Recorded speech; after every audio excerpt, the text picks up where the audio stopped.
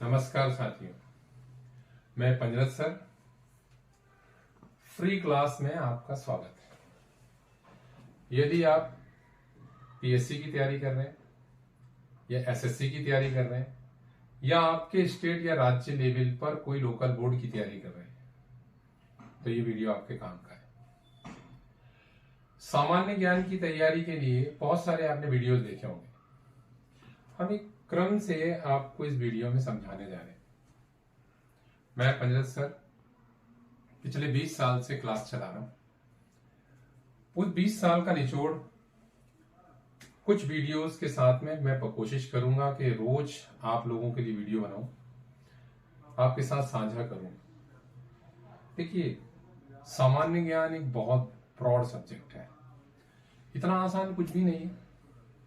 अगर आप एग्जाम की तैयारी कर रहे हैं और एग्जाम आपको निकल नहीं पा रहा है या कोई दिक्कत आ रही है या बार बार आपको एग्जाम में फंडामेंटल क्लियर नहीं हो रहे, तो हम कोशिश करेंगे कि आपके फंडामेंटल क्लियर करें और आपको उस लेवल तक पहुंचाएं कि आप एग्जाम पास कर लें। देखिए, एग्जाम की तैयारी 100 बच्चे करते हैं तो मुश्किल से 2 से 3 बच्चे एग्जाम निकाल पाते हैं। एग्जाम निकालना एक कला है। यदि आप उस कला में निपुण हो जाते हैं तो समझ लीजिए कि आपका एग्जाम निकला। अब इसमें मैं आपको ज्यादा जाया नहीं करूंगा टाइम, क्योंकि शॉर्ट वीडियो बना बनाकर मैं आप लोगों को मैसेज दूंगा। आज मैं एक सब्जेक्ट लेके आया हूं, संविधान। अपन मात्र संविधान की शुरुआत करेंगे आज। तो संविधान के लिए मैं आपसे बात करूंगा।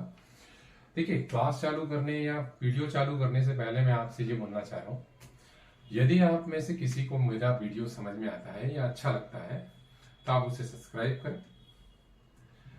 सब्सक्राइब इसलिए बोल रहा हूं कि ताकि मैं कोशिश ये रहेगी कि प्रतिदिन आप लोगों के लिए एक नया वीडियो लेकर आऊं। नया वीडियो जो इससे लिंक होकर बनाया जाएगा। अभी जो आज का वीडियो है वो संविधान पर है। आज हम देखिए, संविधान बहुत बड़ा सब्जेक्ट है। इंग्लिश में बात करें तो संविधान को कॉन्स्टिट्यूशन बोलते हैं। कॉन्स्टिट्यूशन की अगर हम बात करें तो एक बहुत बड़ा सब्जेक्ट है। शुरुआत हम इसकी संविधान की यूं कर सकते हैं कि संविधान बनाया किसने, बना कैसे। तो पहले तो मैं आप लोगों को ये कंसेप्ट क्लियर करा दूंगा। देखिए, कई धार्मिक ग्रंथ हैं हमारे जो जमीन से निकले हैं या फिर आसमान से प्रकट हुए हैं। तो ना तो इसे किसी ने आसमान जमीन से निकला है, ना ही आसमान से प्रकट हुआ है, तो एक बनाया गया है। अब पॉइंट यहां से प्रश्न आता है, बनाया किसने? इसको बनाया है संविधान सभा ने। संविधान सभा ने। अब संविधान सभा क्या कहला है, पहले इस पे बात करते हैं। देखिए, मैं आपको थोड़ा सा पीछे ले जाना चाहता हूं। 1885 में कांग्रेस का जन्म होता है। कांग्रेस के जन्म के बाद संवैधानिक मांग उठना तय था और उठी भी। इसी दौरान सबसे पहले संविधान की मांग रखना कि भारत के लिए एक संविधान होना चाहिए और उस संविधान का जो निर्माण है वो भारतीय करेंगे, इसकी डिमांड सबसे पहले 1893 में देखने को मिली। बाल गंगाधर तिलक जी ने कहा था कि भारतीयों के लिए एक संविधान होना चाहिए जिसे भारतीय स्वयं लिखें। इसके बाद दूसरी बार अगर इसकी डिमांड देखी गई है कि भारत के लिए संविधान होना चाहिए, तो 1922 में 1922 में गांधी जी ने कहा था कि भारतीयों के लिए एक संविधान होना चाहिए। अब भारतीयों के लिए संविधान होना चाहिए, यहां पर और यहां पर 2 जगह इसकी डिमांड हुई है। फिर 40 के दशक में जवाहरलाल नेहरू जी ने कहा था कि भारतीयों के लिए एक संविधान होना चाहिए। ये योजना आयोग, योजना मंडल के सदस्य के रूप में, अध्यक्ष के रूप में इसकी बात कही गई थी। अब हम गौर से देखें तो 1893 में पहली बार इसकी डिमांड होती है कि भारतीय के लिए संविधान होना चाहिए।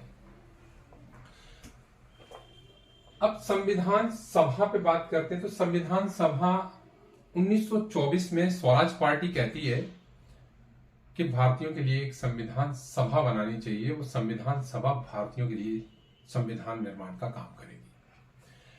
ये सारी की सारी बातें धरी रह जाती है, क्योंकि हमारा देश एक औपनिवेशिक देश है। हम लोगों को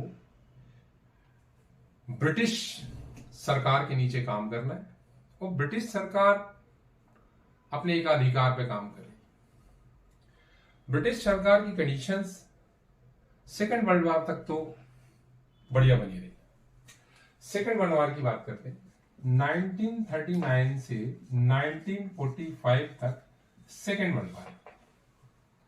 अब जब सेकेंड वर्ल्ड वॉर चली और खत्म हुई, तो उसके बाद पूरे विश्व लेवल पर एक माहौल क्रिएट हुआ कि भाई ऐसे किसी देश को उपनिवेश बना के रखोगे तो जल्दी थर्ड वर्ल्ड वॉर भी हो सकती है।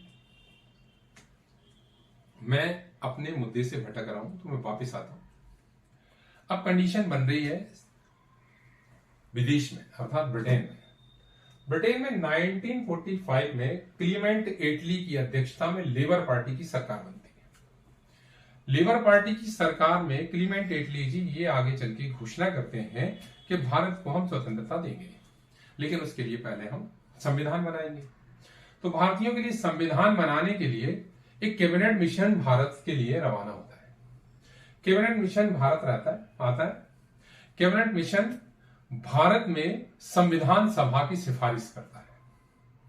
उस सिफारिश को पार्लियामेंट में, कहां पार्लियामेंट?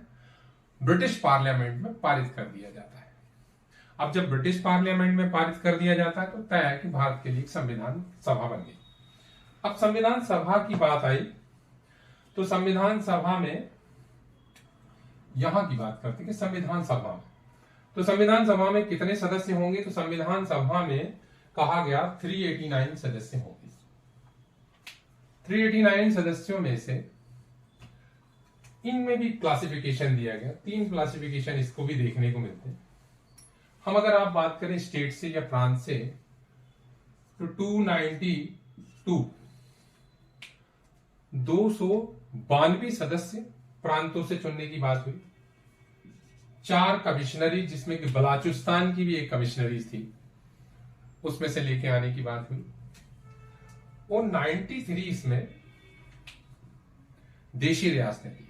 अब तय था कि देशी रियासतों में तो राजा आएंगे, उसके चुनाव का कोई मतलब ही नहीं था। लेकिन 292 प्लस 4 टोटल मिला के 296 पर चुनाव होने, चुनाव कराए भी गए। जुलाई 1946 में संविधान सभा के चुनाव हो गए।